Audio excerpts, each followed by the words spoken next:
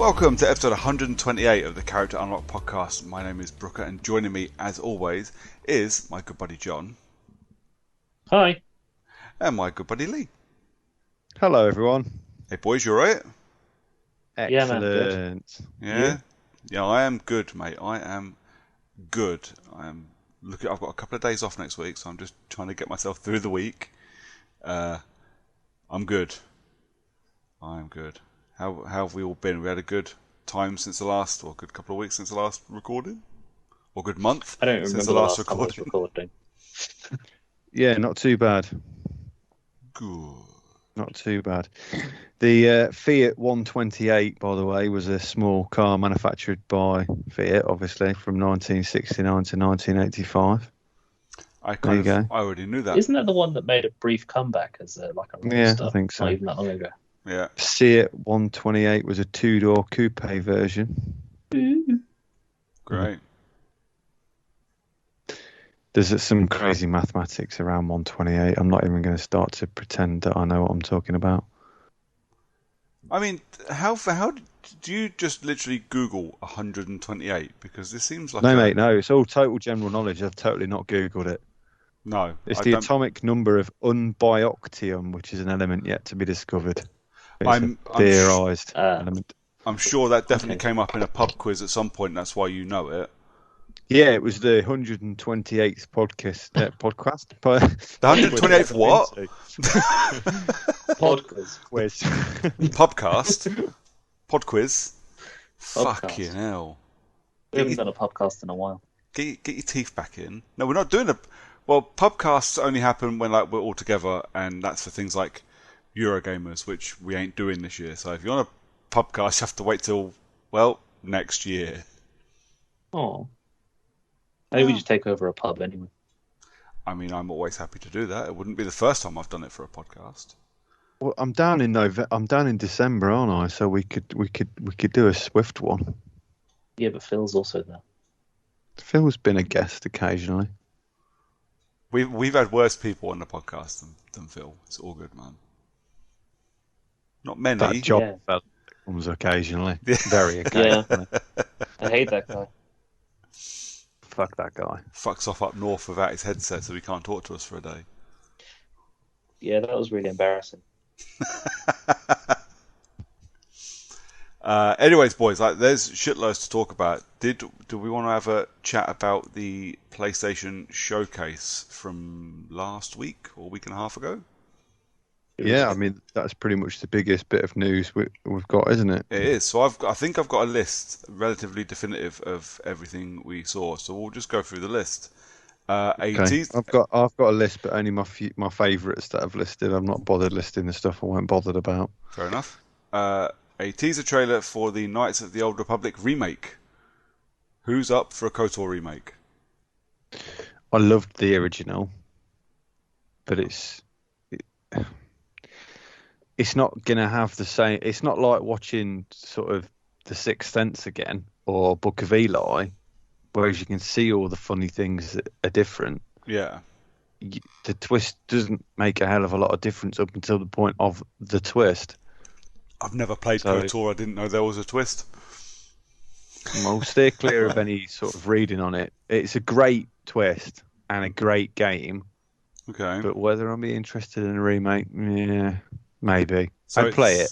It's PlayStation 5 console exclusive, timed, apparently. So, as you can imagine, the Xbox subreddits were up in arms about that. And Well, of course they are, because console wars. spent a week crying about it. It's timed. They'll still get it. I know it made me laugh. Because I kind of keep half an eye on the Xbox and the PlayStation subreddits, just out of interest, just because I might miss a bit of news. And it's always Xbox have got this, and lots of people like screaming and crying about like no Skyrim and shit on, or no Elder Scrolls whatever on PlayStation. And then you got but KOTOR's going to be timed exclusive. Why can't we have it as well? You wanted this. Who's making KOTOR this time round? Because obviously it's not LucasArts, is it? Aspire? Yeah, wasn't it's it? like It was LucasArts originally, if I'm wrong, wasn't it? Yeah, I think. Wait, it was wasn't LucasArts, BioWare. I say BioWare. wasn't KOTOR BioWare? Yeah, BioWare, LucasArts. I thought. Yeah, it was BioWare before EA, I think. Ah, well, either way, don't get me wrong. I like the Star Wars universe. I don't like the films all that much because, frankly, I find that they're just there to sell toys to kids. But the universe, the expanded universe, and the comics are normally pretty cool. Cool. And I did like the game, and a lot of the Star Wars games have been a lot of fun. Yeah, So, I mean, the original was really fun. Whether or not I'd entertain doing it again, I mean, it depends on how nice it looks, I guess. yeah, But I mean, Jedi didn't Academy they, will be next. yeah, didn't they say it's got an updated, well, everything? Like Well, even I'd though fucking hope so because it'd be I'm- shit if it didn't. It's a very more than old just- game. more than just the graphics. I mean, like the gameplay itself's been updated, so I'd like it to be a little bit more hands-on this time, less turn-based. and less. No, it wasn't Fake turn-based. It turn-based. was it was just press a button, and it'd do whatever, and you just kind of a bit like Dragon Age in a way, where you just continue attacking until you changed your attack. Yeah. But And then- I'd like it to be a bit more hack and slash, but I don't think they'll do it. Fair enough. Plus, I'd like it to be adult as well, so lightsabers do chop off limbs and stuff, but that's unlikely too. I mean, we'll get to more adult stuff in a bit, I think, because things appeared that definitely brought questions up about that. After they showed it, I'm just going to briefly to the Project Eve, which just looks like Bayonetta. Yeah, it does. It's basically a full-on spit of Yeah. Bayonetta. It's sci-fi Bayonetta. Would give it a bash if I could rent it or find it cheap or get it free from somewhere. Outside of that, same as Bayonetta, I don't care that much, so no. I haven't got the finger dexterity for that sort of shit anymore. I thought about playing DMC5 and then just thought about my wrists. Yeah, and my I- fingers. Thought, you know what? I'm going to give that up. I'm going to give it a miss. I do the same. After I played, I completed Bayonetta 1 and 2 on the Switch in portable mode on a train. Wow. I You deserve those crab claws. I was in fucking agony, boys. That was not. I'd done them in quite quick succession as well. I'd done a couple of stay away training courses for work, so I took my Switch with me, and I bashed those out in a week each, and I've never felt pain like it. It's literally those are the games that are the reason that I don't play my Switch in portable mode ever, because You're doing the wrong sort of bashing while you're working away from home. well, that bashing happened too. Yeah, true. I suppose you can squeeze in the odd couple of minutes here and there. Why do you think I chose Bayonetta? Because that's a pause button. There you go.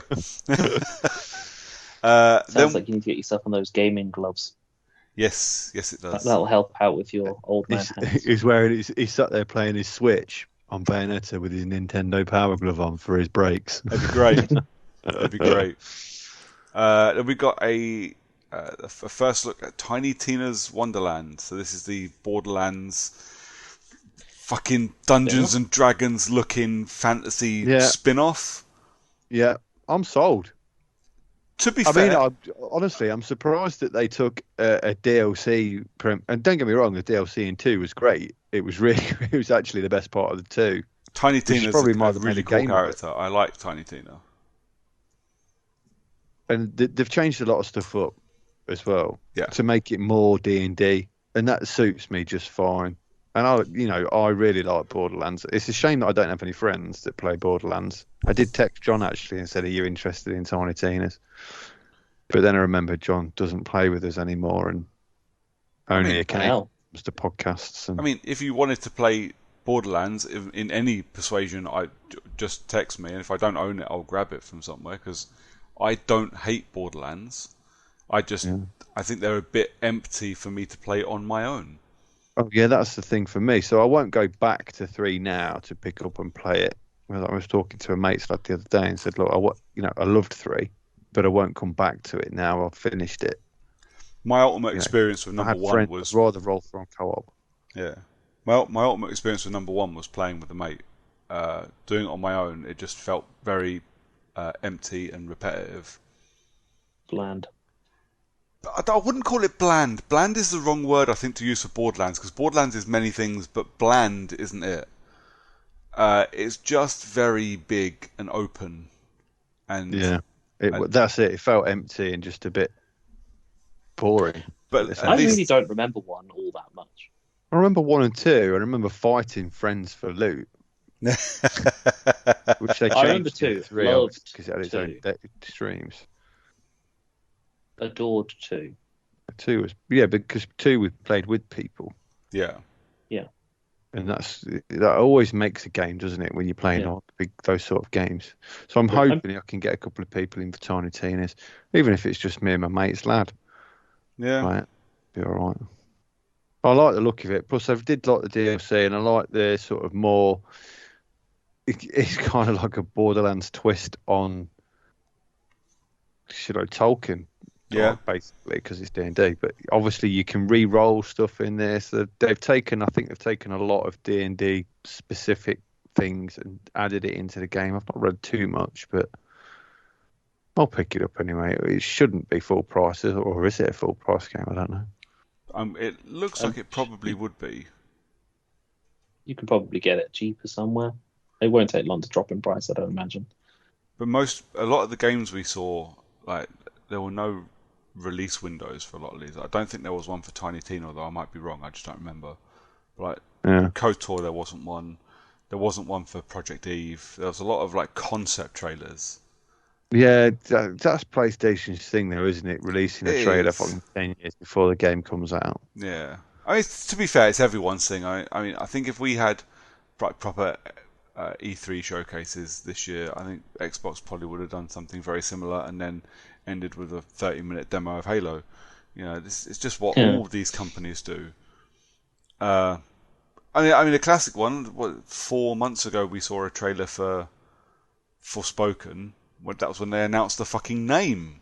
After we'd gotten a concept trailer a year previous, and then they showed us another one last week.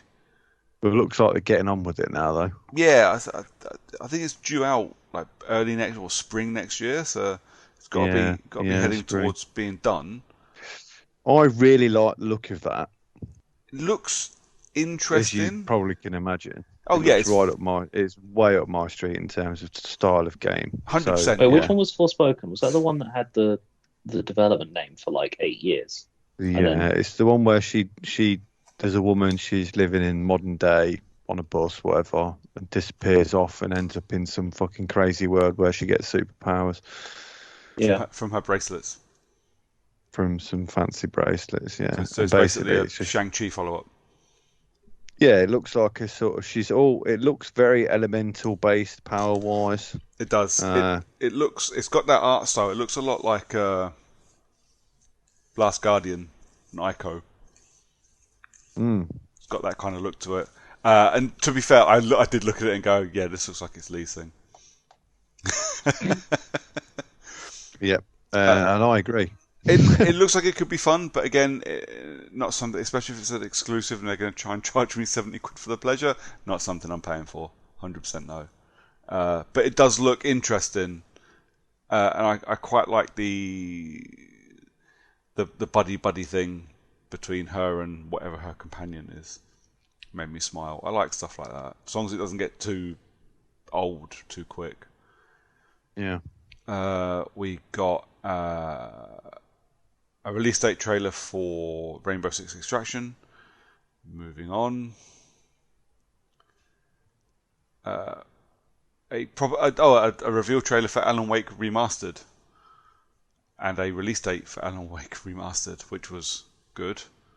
Because we talked about this last episode, because it was rumoured, I believe, or it had just been confirmed by Remedy, but that was all we'd got, was a confirmation it was happening.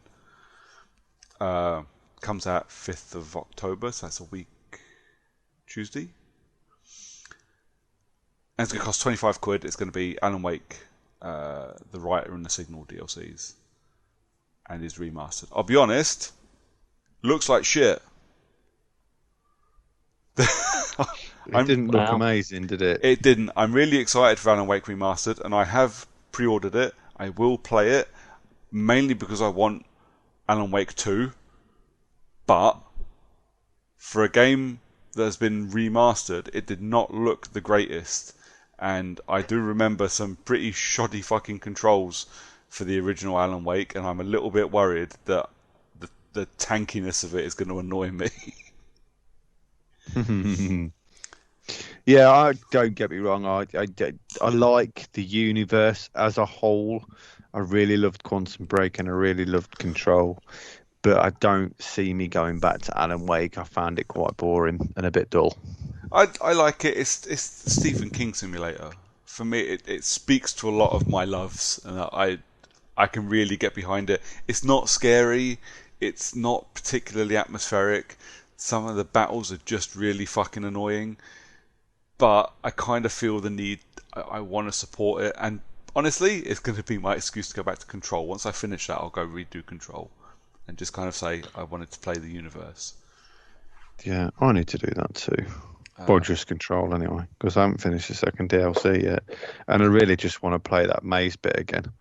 Yeah, that's the thing that I want to go. I want to play that again because that was phenomenal. John, have you played Control yet? No, he hasn't. No. Dude, He's playing Steep. I can't even say I haven't played Steep because I have actually played Steep, unfortunately. For all of like 20 minutes, but I still have played it. But yeah, that maze in Control is absolutely phenomenal and it's still up there, probably one of the best video game set pieces in quite some time. Yeah. John just plays little games that he can play when he's not loved up, though. Now he's loved up.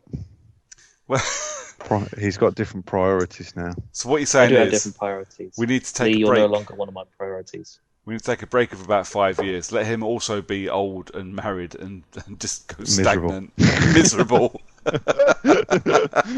don't think I'll ever be as miserable as Lee. Join the rest of us old married fuckers, and then you can get back to playing games. Mate, I'm never miserable. What are we talking about? I'm always miserable. That's literally my only personality trait. That's my secret. I'm always miserable. Turns into the grey version of the whole small and shriveled. Just like a really moody version of Abomination stomping around the room. Slapping away at people with your hand, just trying to push them away. Right. We got yet another fucking look at the PS5 version of Grand Theft Auto 5. The most rinsed out, wrung out fucking game that's ever come out. It's like a fucking cheap t-shirt you bought from Primark in 1995, and it's just absolutely fucked.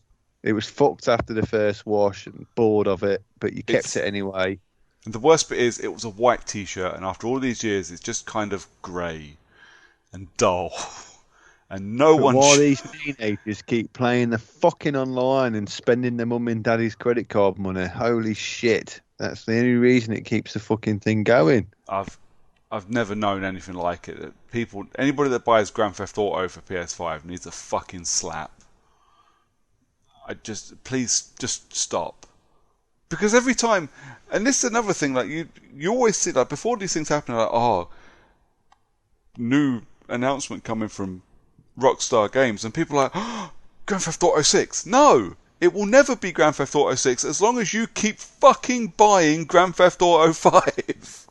Yeah. Well, they know. You keep buying money packs. Well, they know they can just rebox the fucking game and sell it to you again. They're not going to give you anything new.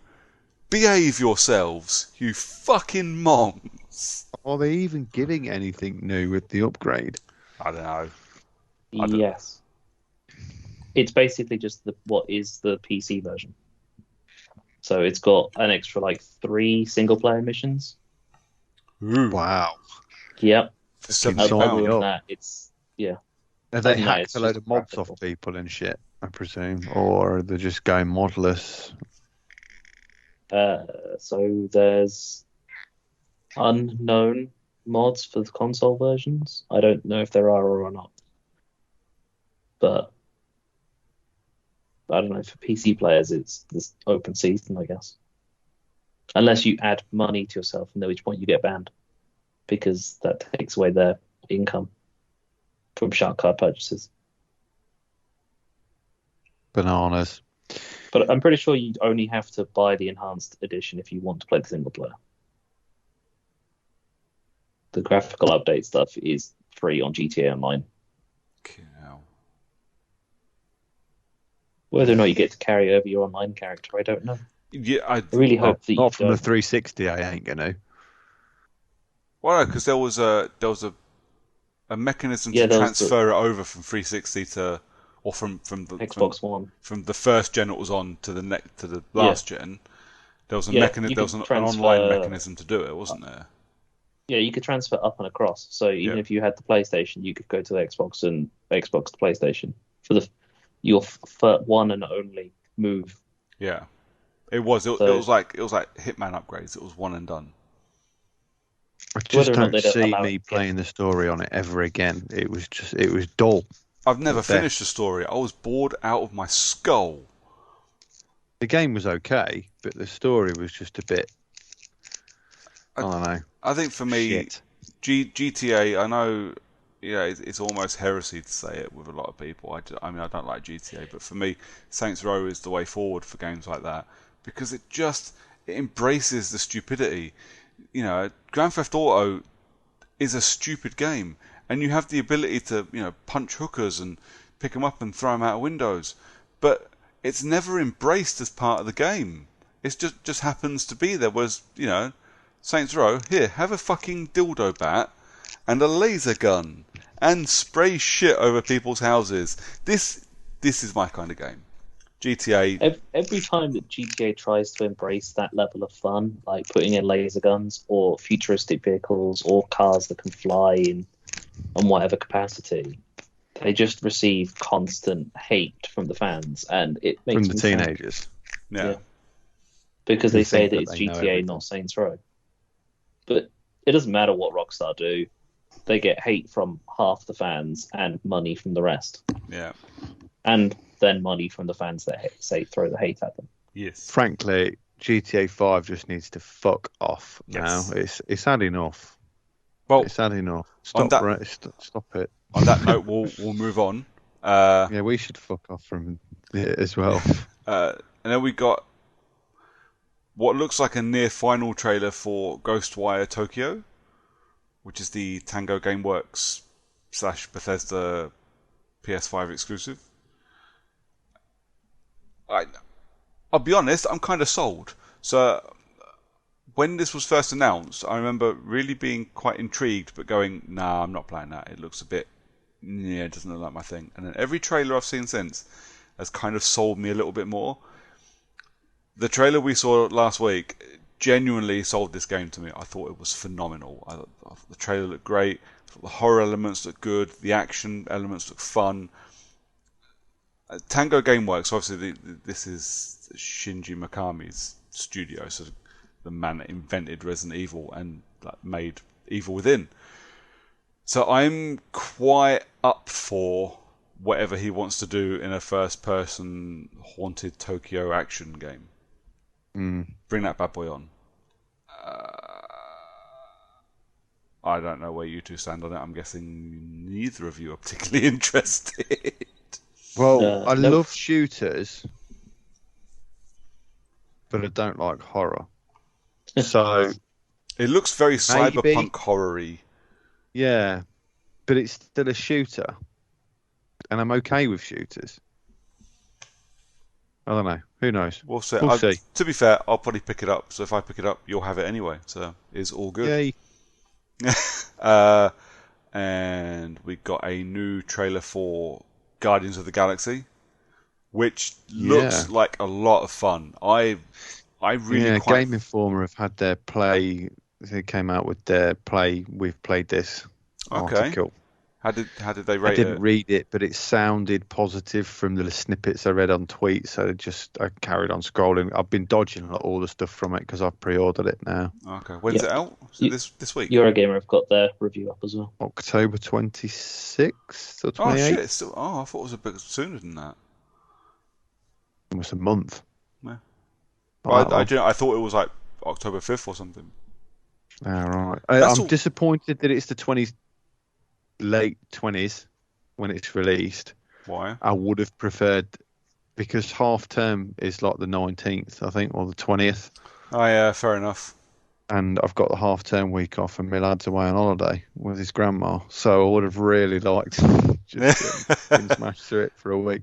Well, But it comes back out the week after. if your lad's away and you have nothing particular planned except wanting to play Guardians of the Galaxy, why not cancel it and then have the next week off? Honestly, I hadn't thought of that. I know logic can be tough for some of us. Yeah. Well, you see, I've booked it off because it was half term. Yeah. And No, then no, found no. out I get that. It was being taken away, but I hadn't actually thought about shifting it. I've only literally just said I should have. Yeah. Yeah. So yeah, good call. I'm going to change my holiday. Yeah. Well, Well, this this the week after off. yeah, it does look like fun. I will definitely pick it up the second I can find it in a sale. I will definitely give it a bash. It looks like a lot of fun. Although I think I texted you guys at the time. I do still think their character model of Star-Lord looks like the lead singer of Papa Roach, just a little bit. He does look a little bit emo with blonde hair, doesn't he? But you know, who knows? So my favourite fun fact out of Guardians of the Galaxy is that Eidos Montreal created a 80s themed rock band called Star-Lord specifically for the music. Yeah, and it sucks. Although out of context, the music wasn't great. Let me put it that way instead. It did seem to fit the trailer. Yeah, whereas in the game probably fits. Yeah. Then we got an announcement trailer for Blood Hunt, which looks like Rubbish. soldiers versus vampires. You know what? If It's this just a battle royale. It is a battle royale. It's a free-to-play- Vampire battle royale. Fuck off. it's a free-to-play vampire battle royale. I think it's based in the Vampire the Masquerade universe. Yeah. The problem is, it took me about 30 seconds to realise that this was a multiplayer game. Before that, I was really into it because like the models look great, the gameplay looked like fun, and I went, "Oh, is this could be fucking multiplayer?" Do you remember Nosgoth? Yeah, Yeah, where's that now? yeah, exactly. Where was that half an hour after it came out? Fucking nowhere. So why bother? This is going to be shit and it's going to flop. I don't see the point in pushing money, time, and resource into a game like this when no one wants it, and hardcore people will play it for about an hour and then that'll be it. Honestly, I think this conversation about Blood Hunt will last longer than the game will. Moving on, we saw. You like that? Yeah. Saw the launch trailer for Deathloop. I'm not talking about that. Yeah, rubbish. Move along. Kid Amnesia exhibition. Yeah, Kid Amnesia. This is the Radiohead thing, wasn't it? Is that the Radiohead thing? Yeah. I'm not a Radiohead fan. To commemorate 20 something years of Radiohead's Yeah. Kid A and Amnesia. Yeah. It's I don't know what to make of this. I just thought I don't even know exactly what the fucking hell it's going to be for a start. It's A gonna digital artwork. It's gonna be it's gonna be like Knotfest, isn't it? It's just gonna be like a digital Knotfest. It's gonna be a load of music with a museum thing and an exhibition and some art stuff, and that'll be it. I can't speak to how good it's gonna be. I am not a Radiohead fan by any stretch of the imagination, so I legitimately zoned out while this thing was being I talked like about. Radiohead, but I wouldn't go to that. Oh, I need to take my fucking glasses off because my headset's hurting my head. Cool. Sorry. Then the problem is now I can't read my list. Nice. To cheer. Just Yeah, we've got- hold your glasses in Chia. front of your eyes. Yeah, Just- we got Chia. I don't remember this Chia. It's in my list. I don't No, remember it. I've seen the trailer for it. It looks okay. Okay. I don't know. It kind of reminded me of Wind Waker, Zelda Wind Waker. Oh yeah, I remembered this. Yeah. So maybe good. PS exclusive, I Yeah. think. And Epic Game Store. So console, it's going to PlayStation. Yeah. I'll probably play it because I do like that sort of stuff. Then we got. I'll be honest, I didn't expect this one at all. A PS5 and PC remaster of Uncharted, Thief's End, and Lost Legacy. Wait, I didn't realise they were remastered. I thought they were just boxing the two together for PC and consoles. No, being They're remastered remastered as well. being remastered for PS5. It's going to be called the Uncharted Legacy of Thieves Collection. Oh, okay. Well, If I can, I would possibly 4 pick them was up. good. I would possibly pick them up in a sale if I can pay a £5 to upgrade the 2 discs I already own. Will definitely do that because I thought Thief's End was probably the best of the Uncharted games, and I would love an excuse to go back to it and maybe chase a platinum on it. And Lost Legacy, I just really enjoyed. It was fun. It was a good spin-off and didn't outstay its I welcome really, at really all. like Lost Legacy. Lost Legacy I thought was great, but because it was short and kind of compact, it didn't feel like I was watering down the experience of 4. And with 4 and Lost Legacy, I think I said this at the time because I only played them about a year ago. I think I played them during the me too. lockdown because I'd never played 4 and Lost Legacy. So I played through the trilogy that I already owned, and then we got for free, didn't we, in the beginning of lockdown last year? Yeah. And I played through all 5 of them, and I'm pretty sure I think I said this last year when I played. It was amazing to watch, to stand on the top of things and just look around in photo mode and see the absolutely gorgeous Last of Us engine be used for something that isn't just bleak misery. Yeah. I think I preferred Lost Legacy because it was shorter. I found that the pacing of the story was a lot better. Yeah. Because I didn't feel like they were stretching out large sections with filler in between. Yeah, You know? I get that. I I think felt the pacing was a lot better on it. Yeah, I think with Uncharted 4 for me, because I played all 4 or all 5 in very quick succession. So, like, you picked up 4, and from the get-go, it just feels like the end of the story. So when you've played them in that quicker succession, you're just like, it was the first time I'd played 4, so I was like, this is just every bit of story I just kind of absorbed, and every set piece I just sat and enjoyed. There are pacing issues. All the Uncharted, all the main Uncharted games have all got pacing issues. There's a lot of just dithering and doing fuck all, and sometimes it can be a bit annoying. But I kind of, because there was this whole feeling of everything wrapping up in 4, I just got wrapped up in it. And really enjoyed it, I think, for that reason. And it just had this whole thing where it felt like it was going to have this awful ending. And, it didn't, thankfully. Yeah. Then I had a feeling it was going to go a bit pear-shaped. I thought we were going to... They were clearly ending a story. I genuinely thought we were going to lose someone big. And then you realise it's Neil Druckmann. Well, that'll be the start of the next Uncharted, mate. I think it will, yeah. But then you realise that is Neil Druckmann directing as well. So the guy that done The Last of Us, you're like, well, Yeah, this guy it'd be don't fuck Alan the around. Last of Us. This guy, Someone will come in and butcher both Eleanor and Nate, yeah, and then the daughter will go on a rampage. the golf club. Yeah, Archer style rampage. Then we got proper surprise. We got an announcement for Marvel's Wolverine Sold. Sign me up. being made by Insomniac, PS5 Who exclusive. cares? Sign me up anyway. I care Insomniac means it's actually going to be a good game, because the last Wolverine game, I know people like it, I thought it was dog shit. Well, hang on a cotton pick a minute. Marvel X-Men wow. Origins Wolverine was better than the film. I didn't say And it wasn't. It was one of the best movie tie-in games there's been for quite some time. I also didn't say it wasn't that either. But those are both very, very low bars.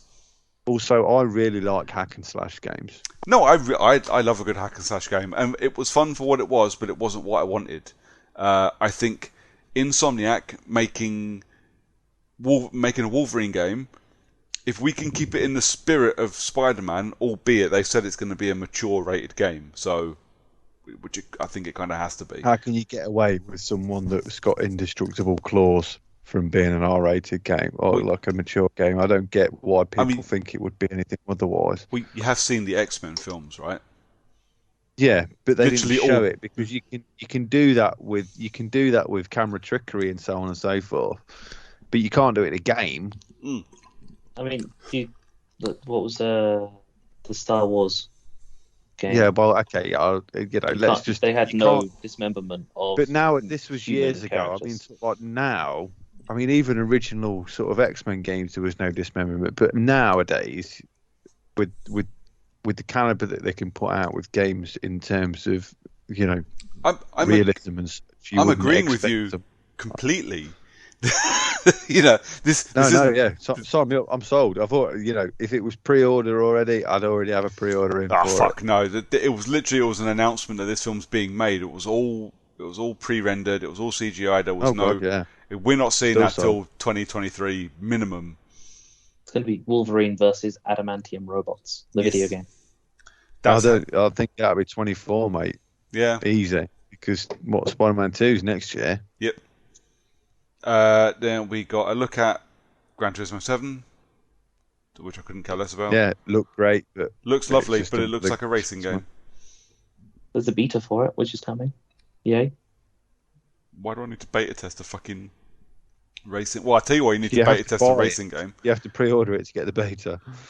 It needs a beta because, like the last fucking Gran Turismo, it's online only. Half the fucking game isn't going to be available to you if you're not connected online. Yeah. Fuck off. And then obviously we got the Spider-Man 2 announcement. Same here. Loved Spider-Man 1. Sign me up. Pre-order. Loved Miles Morales. Looks like both are going to be in it, so we'll definitely buy it. So when it has a co-op campaign, we can play together. Oh, definitely both are in it. Kraven the Hunter's definitely in it. Based on what he said and his accent, I am going to presume that Kraven the Hunter is in it. I bow to your superior comic book knowledge. I don't even know who he is. Is basically a fucking Crocodile Dundee ripoff. Yeah, fair enough. But he just hunts the best of everything, and obviously Spider-Man being an animal, he hunts Spider-Man. But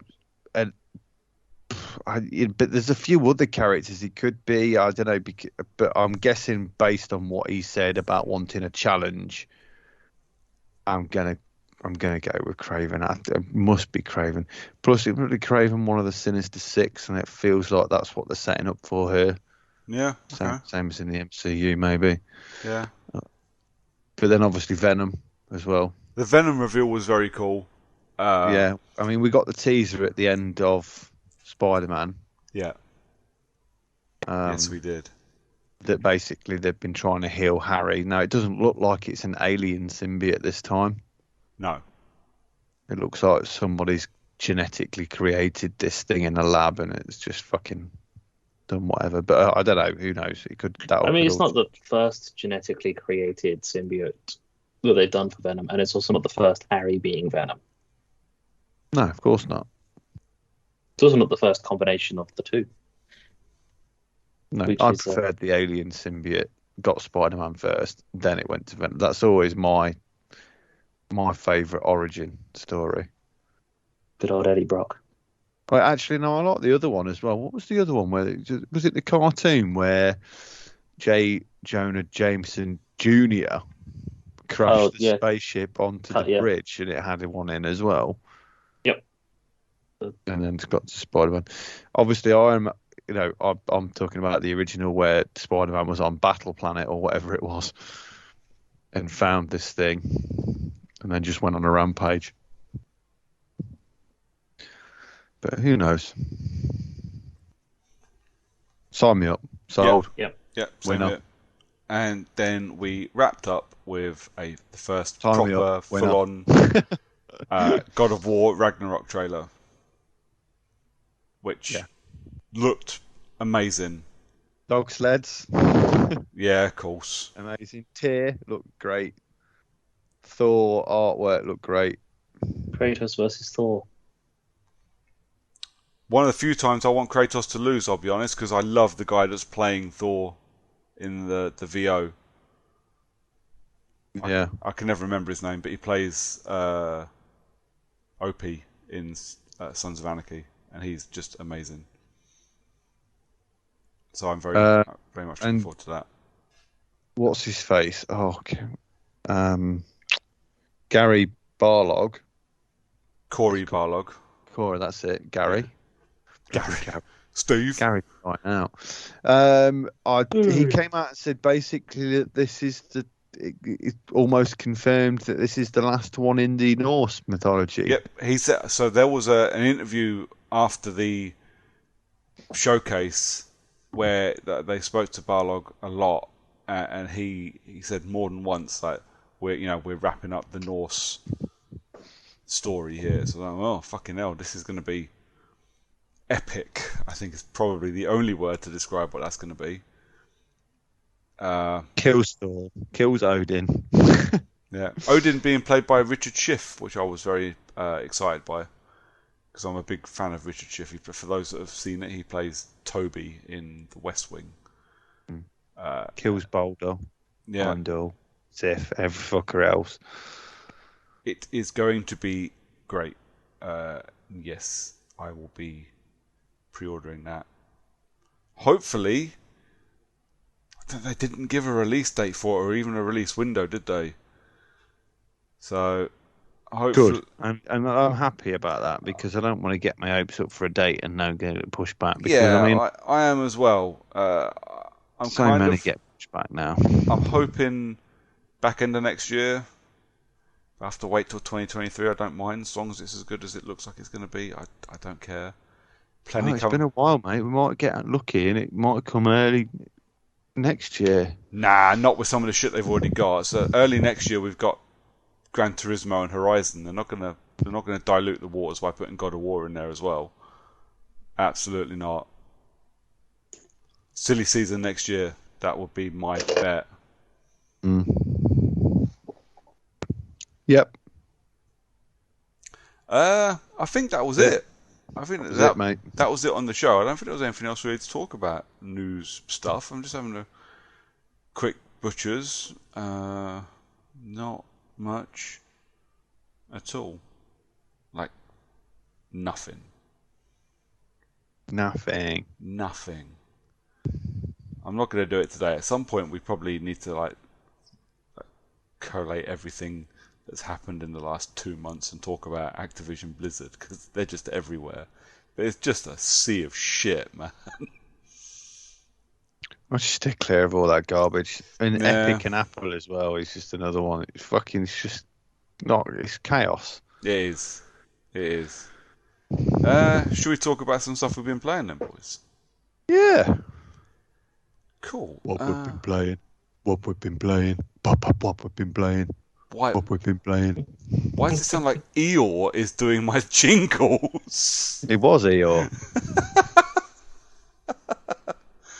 Fucking hell. Who wants to go first? Well, John's played the least and he's had the most time off. There you go, John. That's true. What you been playing, buddy? So I've played, amongst most things, Destiny. Because that's what I do. And I also briefly stepped into playing GTA. Because there was a new update for it, which is basically Fast and Furious GTA, as I've mentioned before. So I've just been doing random things on that as they drip feed content. But they've now reached the end of the drip fed content, so there's almost no point continuing. What you're saying is it's your fault they're bringing out GTA 5 for PS5 and Xbox Series X. Yep. No, because I just play the content. I don't pay them any money. That's enough. But I play the content until they stop releasing it, and then I go off it again. What else have I played? I also very, very briefly played Skatebird. Played what? Which Skatebird? It's like a little Robin on a skateboard. It's not a Robin. What is It's it? like a little fat bird that's an It's like- epitome of a cartoon Robin, except You it's can not choo- actually you a can Robin. Choose what Is it- the bird looks Is like. it a nondescript bird-like entity? Yes. Like if you imagine what a cartoon Robin looks like, and Yeah. it's like small and fat, but mostly nothing. It's just a big round thing with 2 legs. Yeah. That's basically the bird, except you can give it a different coat of paint. I've just googled it. Why does it look like someone's modded a bird into a first-gen Tony Hawk game? Yeah, that's pretty much what it is.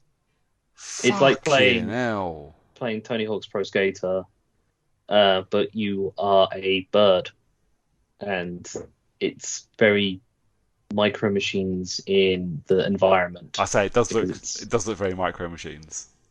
Yeah, so it's the environment of Micro Machines, Tony Hawk's gameplay, and you're playing as a bird that you can change the skin on. It's not great. It's definitely very indie, and I probably would have had enough playing for it when we were at XO19 if I'd sat down and played it, Okay. and wouldn't have bothered playing it again. It was I found a picture and it's a bird on a skateboard with a bow tie and a pirate hat and a pair of glasses, and it just looks like someone's picked up one of the things from Among Us and put it on a skateboard. more or less, yeah. Well, shall be avoiding that. Is it at least fun? Yes, but it's like playing like old school Tony Hawk Pro Skater. So it's fun until you realise you're not very good at Pro Skateboard. Fair enough.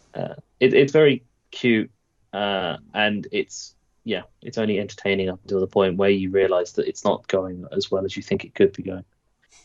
But I enjoyed the brief period of time I was on it, up until it stopped being fun. Fair enough. Yeah, I'm not going to recommend it to anyone, but it is free on Game Pass. So Will not be playing. Fair enough. but that's me. What's done? Do you want to go, Lee, or shall I go? You can go, bruv. Well, I've only played one game, which let Is me it tell a you. challenge game? Well, let me tell you boys the story. So, my Deathloop has arrived. Bought a lovely physical version. It's installed, all ready to go. But because of what it is, obviously it's a big story-based game. I was like, well, I want like my first sit-in to be, somewhere between maybe 3 and 5 hours. Get a decent chunk of story done, learn the controls, get through enough of the tutorial bits to know what I'm doing. So I thought, you know what, I'll wait until I find that time. And multiple times since Deathloop has arrived and I have made that decision, I have instead picked up another game and spent 3 hours on it. So Can't blame you. I have exclusively been playing Hades for the last 2 weeks. To be fair, it's got you. It's to be got fair, you. it has. To be fair, when I say exclusively, I have been very busy. I've not had that much time to play, so I've maybe spent about 12 hours on it in 2 weeks. So not that much time, but yeah, it has got this. Boys, this is the experience I wanted when I bought Returnal. Every time I get to the end and I get a little bit further and I get a little bit closer to seeing the credit, or not credits, but seeing the game, seeing a run finish, I just want to go straight back and I have to fight to put the controller down because I've got to go to bed, because work is a thing and I'm a parent. But I absolutely love it. And I know I'm pissing you two off by constantly texting you going, this fucking thing's got me again. He's fucking got me off. I love it. I'm glad you've got it, because I can't, I didn't want to be there. Like, a few of my friends have played it and they were like, yeah, well, I like it. But once I'd finished it a couple of times, it kind of got a bit repetitive. I was like, no, fuck you. I mean, I'm glad it's got you. I literally, an hour ago, I got my first finish for the game, and it was only because it was only because I had to down tools and pick up a laptop to do a podcast that I didn't continue on with it. Although it's put my darkness buff on the spear, and I don't like the spear. So that'll just be a quick run just to scour some resources. Now you can unlock some other stuff. And different versions of the weapons too. Yeah. So I've got the whole, it's let me do upgrades to the weapons. I don't know what the fuck to upgrade, and everything I look at, I'm like, I don't know what that means. Yeah, sorry, I thought you don't get that till you've finished. Maybe I'm wrong. So that. I think you have upgrade weapons. You must have to get to Elysium. It might be a certain speech with someone after a certain part. I don't know. Who knows? But yeah, you can. So the best one to take, I find, with the spear is the one that has the powered up spin attack. Yeah. That makes because once you get certain thing, it makes your next attack really powerful or something like that. I can't remember. That's the one I use, because if you pick up a couple of the Daedalus hammers that makes your spin 20% wider and faster, okay, you can basically catch everyone in the room with one power spin that takes a second to charge up. Yeah, and because that's your main attack. If you put something else on that, like I don't know, like one of sort of Artemis's critical hit or anything like that, you can just spin and just clear a room out in a few seconds. I have had a couple of runs where I found it really frustrating. There are times on like special for the most part. Unless you can get the special on it is rubbish. Unless you can get the bouncing spear, then you can kind of get it to work really well. So with that, I won't, because I know John's not played it, and I kind of want John to play it, so I don't want to spoil too much. But when you get to the fourth biome, so the rooms kind of change up a little bit. They're smaller, they're tighter, and the enemies are, well, cunts. The spear was the reason I got to the final boss the first time, because the special's got a bit of a long range thing. So you find yourself a little corner to hide in, and just as things run at you, just keep launching the special at it. Worked a treat. It's how I got through it the second time, even easier, because I had these fucking cast things that I was telling you guys about earlier. Literally I drop these little crystal things and they start firing beams or whatever's near.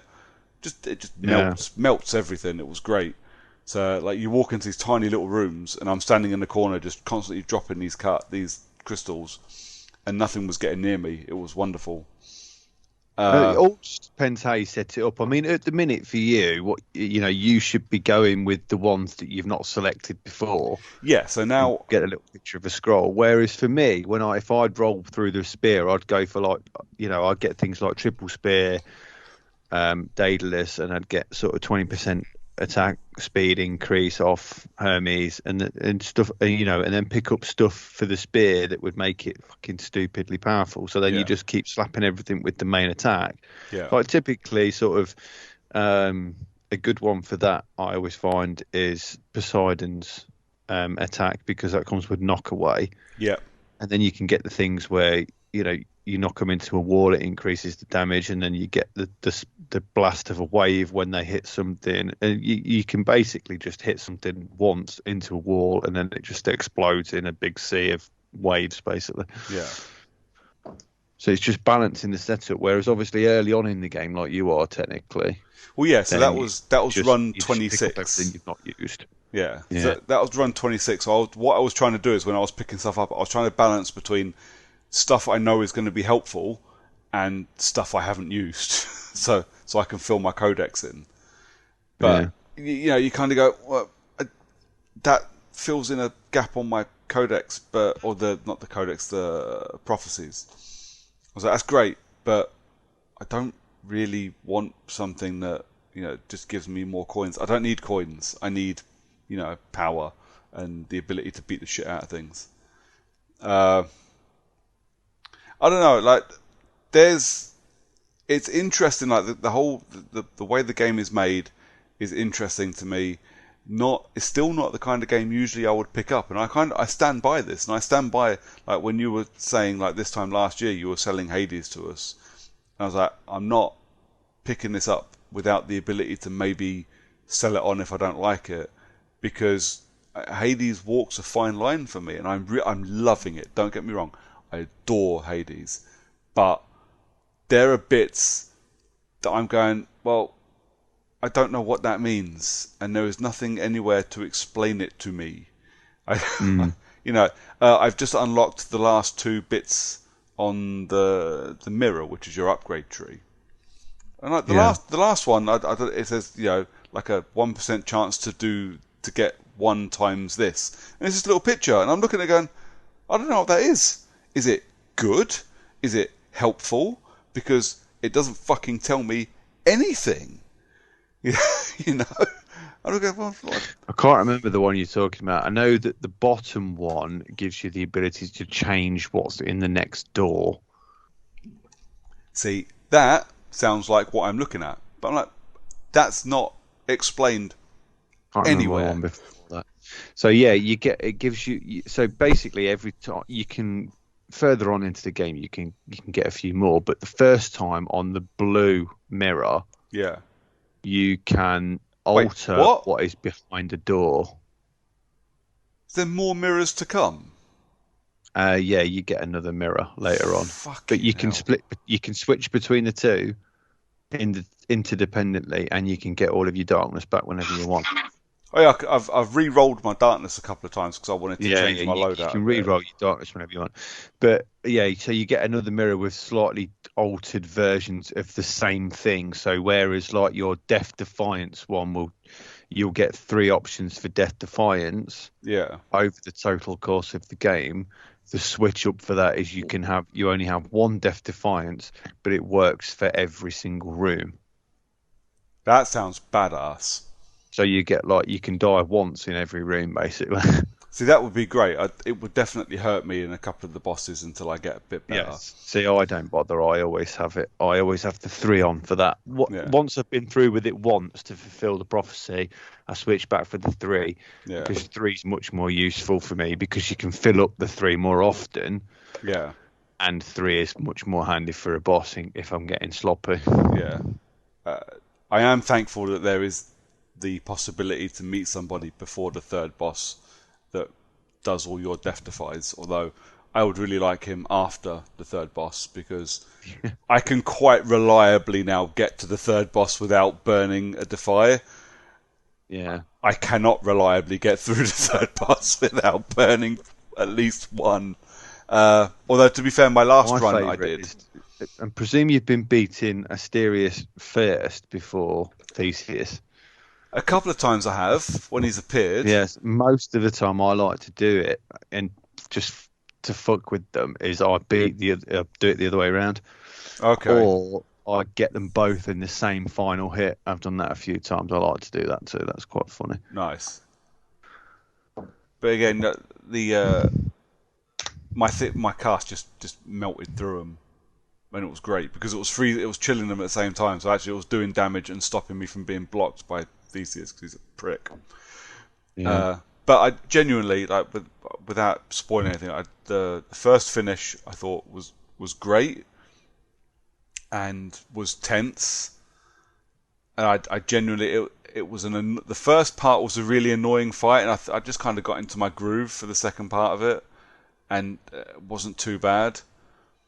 but I've got a couple of days booked off work like next week, and specifically so I can sit down and start Deathloop, and I'm scared I'm not going to want to play Deathloop just because I want to keep playing Hades. Although to be fair, I do think I need a break because I keep playing Hades and my hands are really fucking hurting.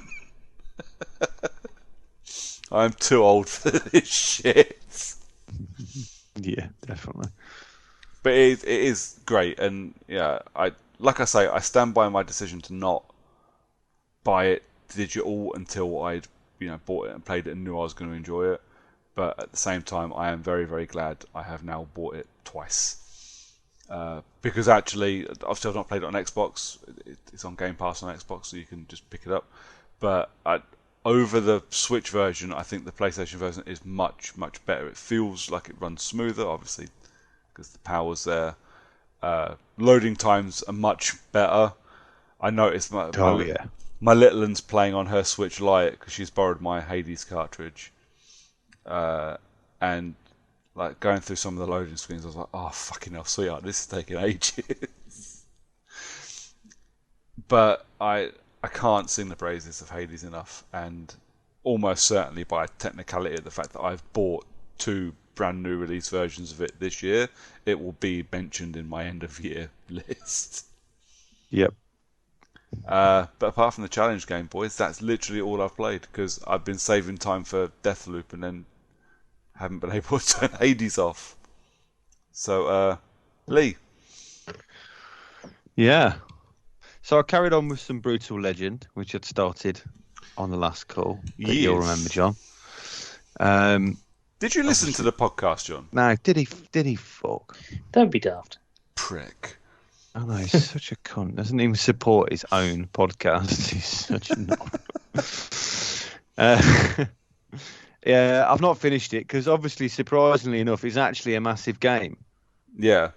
And it takes a lot of time. So, I mean, I've just met the second major faction in the game, which are, I can't remember, basically the fucking goth emos.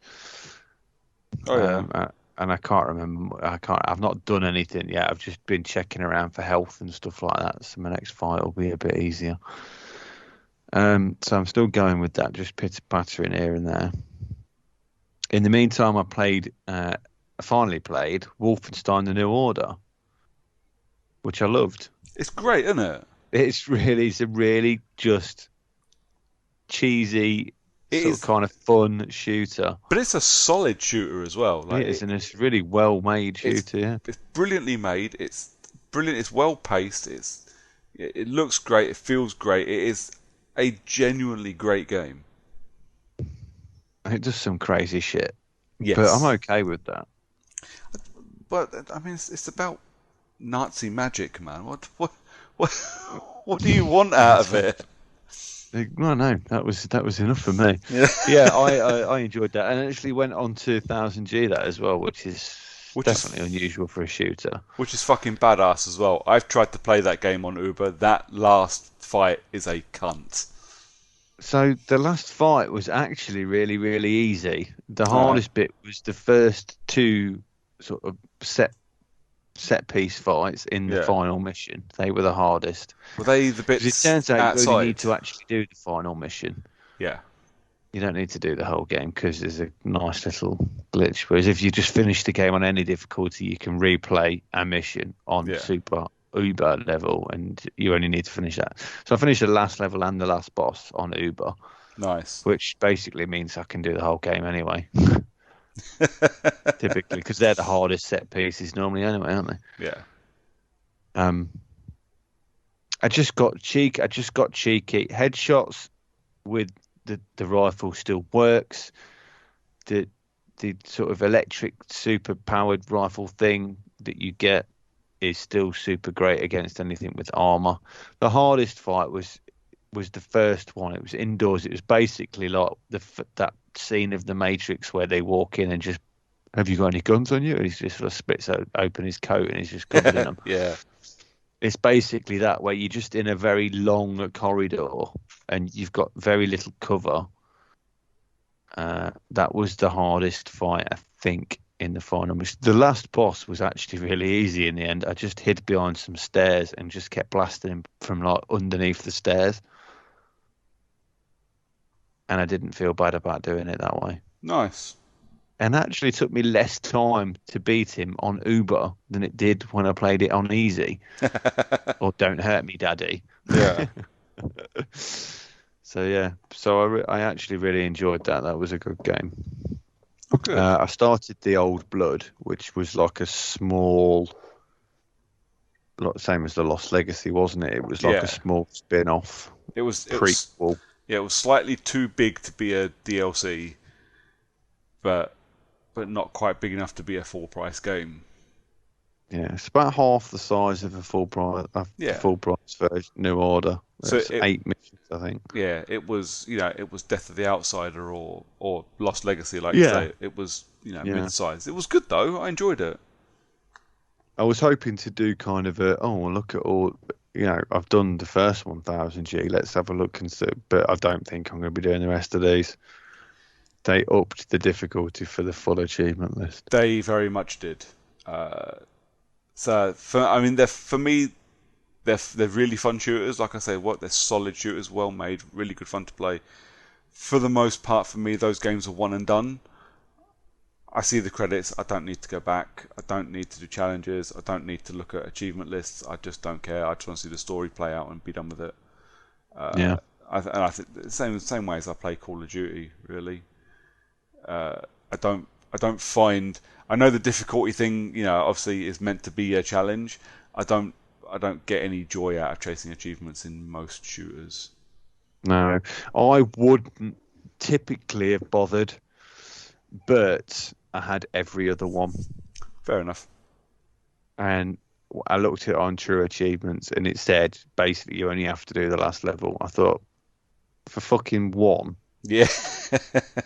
I could do it. It took me about 30 minutes. It's not bad. When I finally sat down and did it, it took me about 30 minutes. And I thought, well, 30 minutes is fine. But yeah, so I'm enjoying that so far. We'll see how the Old Blood gets on when I've finished what I'm currently playing. Good. I managed to drag Phil in again, finally, for a bit more of It Takes Two. I've got to be honest, mate, it's phenomenal. It's so brilliant and very clever. I'm really desperate to play it. Yeah, I'm on it with you. So as soon as I've finally got Phil to finish this fucking game with me. Basically, I mean, the thing is story-wise, it starts off a bit sluggish and a bit annoying. Yeah. And the characters themselves are kind of a bit, you just want to slap them both kind of thing. But the game itself is extremely clever. Every level has a different premise.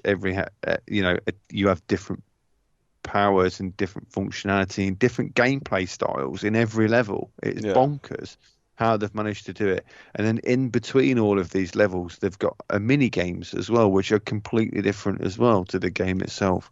I mean, the last level we played had a 2D isometric, sort of a 3D isometric section to it. It was like playing Hades. It was brilliant. And I just thought they've put so much quality shit into this game. How have they done it so well? Yeah. And managed to make it work. It's just extremely clever. So fingers crossed while I can get that done soon. And then yesterday was the release, which being the 21st of September yesterday, was the release of Kena, the Bridge of Spirits on PS5. Nice. No, which I've had my eye on for a while. Yeah, I remember saying when it was announced, I think we spoke about it. We said, this is definitely a you kind of game. I was watching Paddy play it yesterday, actually. I may or may... Paddy was doing a 24-hour Twitch stream for a fundraiser for his new film. So I logged in from work to watch. And, I watched him playing Kena. I mean, I'd pronounce it Kenna because I'm English, but obviously in the game they pronounce it Kenna. But yeah, it looks interesting. I don't think it's a me game. It looks interesting though. It's a nice casual play. Story is relatively good. I've got a feeling there's a twist to it somewhere along the line, or some sort of deeper connection to the main character and why she's doing what she's doing. Yeah. Feel like there's something coming. I've probably played for 6-ish, 7-ish hours so far. Don't feel like I'm too far away. I know the whole point of the game initially was to get to the mountain shrine, and now I do actually have access to the mountain. So there's probably like the final section of the game, or Yeah. Act 3 almost. I started playing it on normal, so there's 4 difficulty levels, but you only get the option of 3 at first. So you get basically easy, medium, hard. And master is locked off. Yeah. Typically, fucking annoys the shit out of me when they do that. Having to unlock a difficulty. It really fucks me off, because if they put a trophy in for you to do that difficulty, they're forcing me to play the game twice, and that shit that really gets on my tits. Because otherwise, I'd have just started it on master. Yeah. And then I'd have known if I could handle it or not. Yeah. Whereas if I've got 2 playthroughs, I'm not going to play through on hard and then play through on master, because that'd be stupid. So I played it through on normal just to see. I really struggled with the first boss, but I think, well, the first major boss, and I've got a feeling that that's because you're underpowered at that point. Fair enough. Because the 2 major bosses I've fought after that have been a fucking cakewalk. Although, well, cakewalk's probably the wrong word, but you've got a better arsenal and more powerful things you can do that really fucking wind up the amount of the power level. Is just, some of the moves are ridiculous. Yeah. You set it up right and do it right. I've done some pretty crazy shit on it. From a limited moveset, you can do some pretty cool stuff too. Yeah. But when I went into that first fight, all you really had was basically a parry move. You can counter a parry. Yeah. And a very weak bow. And that was pretty much it. Next time, I'll probably make the effort to get as leveled up as I can, certain things before I go into that fight, because I know that there's a couple of things you can get before you go in. Yeah. That I didn't do. But yeah, it's good. All in all, I'm really enjoying it. Well, good. I am glad.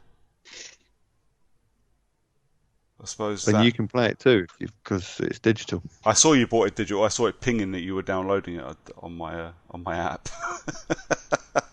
Well, I pre-ordered it weeks ago, I think. Yeah. But obviously, I downloaded it on my birthday, which was my day, and so birthday. Just so that it'd be ready. Oh, thank you. But so just be ready for Tuesday morning. Yeah. No, that's great. If you get to the end of it and tell me it's an absolutely must play and I will really love it, I will probably download it and give it a bash.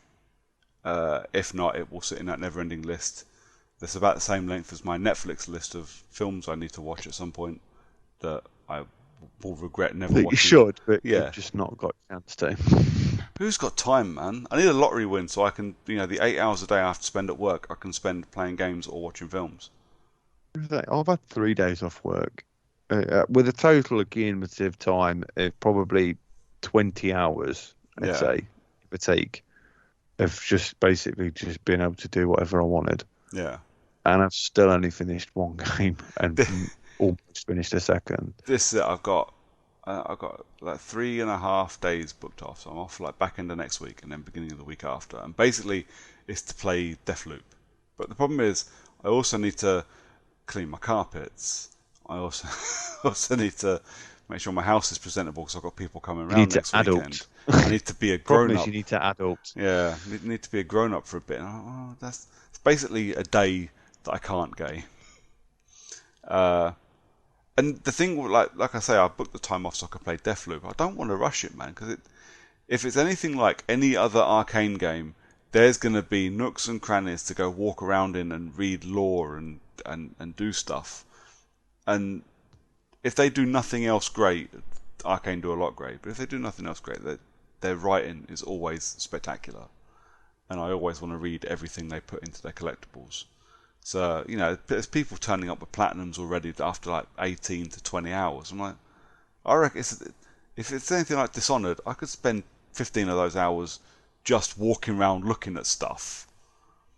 Yeah, I don't know how people enjoy just knocking a game out. A game with the caliber of Deathloop, for instance. Like, if you were just picking up a really old game like Surviving Mars, then fine, just fucking punch it out in an hour. But I don't understand. I don't know. Maybe it's just me. No, it's not just don't you. Get it. But these are the things like when I say like I don't chase trophies anymore. That's exactly why. Because I got sick of I got sick of buying games like at £80 a pop now, buying games and doing nothing but reading trophy lists, spoiling story elements so I could see what I had to do for said trophies, and not really enjoying the game for what it was. I genuinely is much more enjoyable because I'm the same now. I used to chase a lot. Now I'll play it, and if there's an opportunity to chase at the end, then I'll do it. Well, with Deathloop, because obviously I'm on a bit of an Arcane kick, and I do, if a game's good, I want to chase the Platinum Trophy, just because it's at that point it's an excuse to play more. You can pick up Deathloop, you can do all the story, get to the end, see the credits roll, and then do all the trophies. That's perfect for me. If I see the credits roll and I want to play more and I want to chase the platinum, I will do it that way, and then I will get the fucking guide out of it, because you can't ruin anything for me after that. That's how I want to play it. And if that means playing for 20 hours just enjoying story, and then another 15 hours of trophy chasing, so be it. There are exceptions to these rules. The Dishonored games that I'm currently playing, I've played them through before. You can't ruin the story, so I will double check what trophies I can do at what time, just to make life a little bit easier for myself. But again, these are games I've finished already. And you can't ruin anything for it. But to walk into a brand new game for no other reason than to just get another platinum, I genuinely don't see the point. And I don't understand how people do, clearly, but I don't understand how people can get enjoyment out of playing like that. But that's my semi-annual rant about people that chase trophies for no fucking reason. Should we talk about the challenge game then, boys? Yeah. This month's challenge game. So it was going to be the Turing test, but obviously I fucked that up. So beginning of this month, I said we are going to be playing 12 Minutes, which is a game I fancied when I first saw the trailer for it. It's a top-down puzzle game, story-based, time loop-based puzzle game. It's basically a time loop evolved click and point and click game. Yep. Yeah. Yeah. I'm not going to spoil too much about the story because it is for people that are going to play it. There's a lot to unpack, and to speak too much on the story would be to ruin it. Personally, as the twist was revealed, I kind of saw that coming. But as a game, I think I finished it in like 2 hours. I sat down and played for 2 hours and was done. The story rolls on at a nice pace. I think the elements of being able to change how each loop changes depending on how you react. But there are some things that are constant as well. I think it's not necessarily a game for everybody, but I do like that it's a little bit fucked up, kind of David Lynchy in its execution. Personally, I really enjoyed it. Glad I played it. What about you guys? No, yeah, really glad that I played it. Really, I was engrossed into the story. I did see the twist coming, was really confused as to how that twist could even happen based on just, on how the game progressed. It's just like, how the fuck does that work? Because, the reasons behind it. But I felt very much like the elements of you needed to find things to have used them in conversation. Yeah. And I did quite enjoy you get as many attempts as you want, more or less, to find what it is that you need to do to progress the story. Yeah. But once you'd hit that point, the conversations that you were having, you could skip essentially sections of that conversation by just knowing a little bit more information. So when you don't need to every time say that there's going to be a thunder strike in the near future. Yeah. Because you get to a certain point and it's like, oh yeah, by the way, I know this information now. Yeah. I really enjoyed the voice acting. So the voice act, we had Daisy Ridley. Yep. James McAvoy. Yep. And Willem Dafoe. Yes. Doing wife, husband, and policeman in that order. Well, I thought they did really well. Yeah. I don't think they necessarily sold the game. It would have worked, I think, with anybody. But obviously, getting a couple of names in helps. Especially if you're a little company like Annapurna Productions, who, could do with a little bit of, I thought thought few eyes on old them. Willie Defoe was great.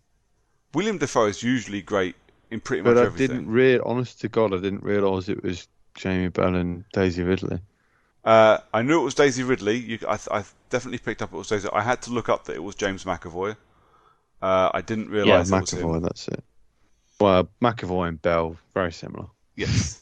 They're basically the same person. It's the voice work doesn't sell the game, but it does obviously help sell the game. But again, I really enjoyed it. I'm glad it only took 2.5 hours or whatever. I think it might have outstayed its welcome if it went on for much longer. Although I did quite enjoy being a bit of a dick and messing around in the world. Stabbing a knife into a busted electrical socket was definitely fun. Didn't realise. Stabbing your wife. Stabbing my wife, stabbing a copper, hiding in a closet. It's great.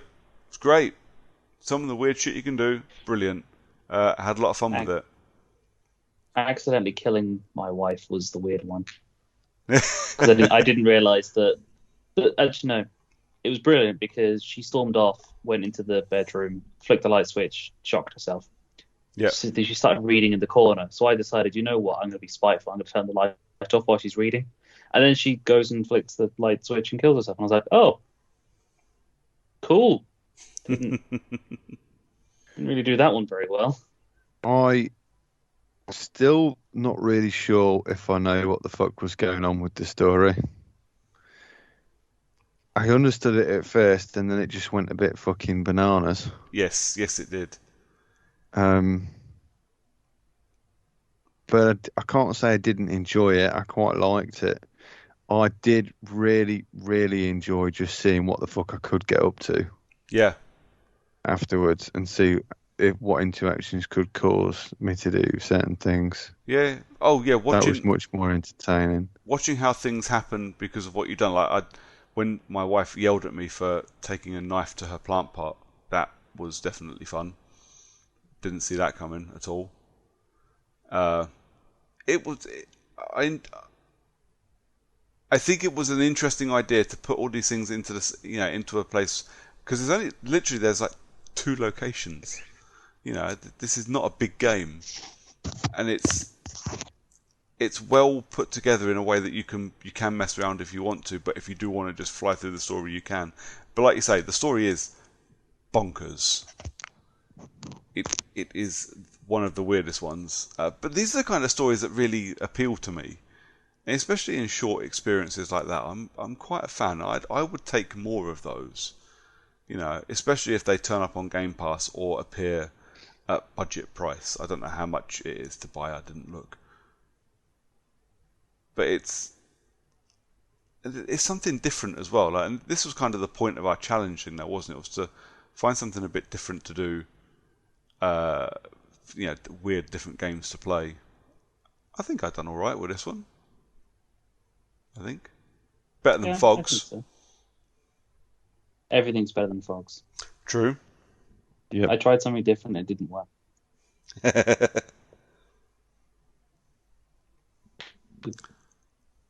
But I don't have much more to say about it, because to have much more to say would be to start spoiling story elements, I think, which would be unfair because it's a relatively new game and relatively short. And relatively short, and will definitely turn up on people's lists of games to run through when they need a quick cheeky 1,000 gamer score for a challenge somewhere. Yeah. When you can get achievements for just watering plants, then you know that's an easy one. Yes. And looking at pictures. It's all good. It's all good. I enjoyed it. I hope you guys did as well. I hope I did all right. Yeah. Yeah, I thought it was a good shout. My only complaint was the fact that playing it on PC meant I didn't get any of the achievements because for some stupid reason it doesn't track on PC, on Game Pass. Brilliant. Absolutely brilliant. But I know mostly what I'm doing, so if there is an achievement thing happens again on Xbox, then I will just add it to my list. Yeah. But yeah, that was 12 minutes. So with that in mind, I think it's John's turn to choose our next game. So because it went so well last time when I picked something different, I decided to continue that theme of picking something different, and I'm recommending that we play The Ascent, which can be done in co-op, which is a isometric twin-stick shooter. Cool. Do I have to play it to unlock co-op, or can I just jump straight into co-op? Honestly, no idea. So it's fresh for all of us, but it's labeled as online co-op, local co-op, and crossplay co-op. But I will probably put it on my Xbox just for the sake of it. Cool. Because it's twin stick shooter. Fair enough. I think it's because you're scared you're not going to get achievements if you play it on your PC. Yes, because I do everything for achievements. You need that validation the same as I do, I know. So that's cool. I'll stick that in my list. So the last question, I suppose, and this is not to be answered straight away, but maybe to be pondered. What are we doing next year?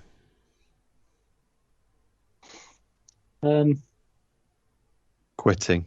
Quit. Retiring. Just stopping podcasting forever. That's it. We're done. We've peaked.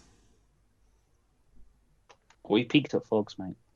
Yes, or rather, we we peaked before playing Fogs. Yes, we did. That brief 4 seconds before I said the word Fogs in that episode. It wasn't when you said Fogs. It was when I went, "What the fuck is Fogs?" And Lee went, "Remember that thing at EGX with the stupid double-ended dog pillows? Yeah, that. Oh, okay. That was it." Oh dear. Dear. I don't know. Maybe next year take some thinking. Yeah, well, we've got a couple of months. Yeah, but this is what I thought. I thought I'd ask. Just if you have any thoughts, because honestly we go retro maybe as an option. So yeah, maybe retro games you missed. I mean, 360's crowd is retro now, so it's not like you've not got a plethora of games to choose from that you can still get access to. Works for me. Yeah, I can get a 360 and before games that you've not yet played. Get me or games that you have played that you kind of just want to go back and try and force the others into. I'll get me a PS Now subscription. There are a couple of 360 games I wouldn't mind playing, so actually, rolling it back and just playing, play a game that's on 360, I could get behind that. Yeah. I'm looking at one right now that I actually am thinking, I'd like to play that again, and I'm going to, yeah. I was talking to somebody just this morning about wanting to replay a 360 game. So. Perfect Dark Zero. No. Dead Space. I want to replay Dead Space because I fucking Well, then, love good Dead news. Space. Yeah. The one that I fancy playing, I've just found on Fleabay for 99 pence What is it? with £2 postage. Oh, that would spoil it. Fair enough. But yeah, just a thought to stick out into the ether for a bit. But I suppose unless anybody has anything else, I think we could probably wrap it up. Nothing else from me. No? Nope. Cool. So I suppose that just leaves us with John. Until the next time, buddy, where can people find you? You can find me on Twitter at @thejohn_cu. Are we just giving And up with in your... the field, checking out people having sex in their cars. next to Why are they in a cows? field? Why are there cars in the field? Surely, this is England. It's going to get wet. They're not getting their cars out. Because what Just Lee's dogging actually Dom. saying is you're sneaking around pikey campsites looking through windows. Got it. Dogging. Dogging. Lee. I am Pyro Loveridge almost everywhere. Cool. And I am Brooker411 on Twitter. Probably the best place to find me. But yeah, and if you don't want to talk to us or interact with us as individuals, you can find us on Instagram, on Twitter, and on Facebook, just at Character Unlock. And we may interact with you if you say hello, or I may have turned the notifications off. Give us a message and we will find out. So I suppose there's nothing left to say except, boys, it's been a pleasure. Do you want to say goodnight? No? Guess not. So, boys, good night, and we'll be back in a couple of weeks. Right. Bye.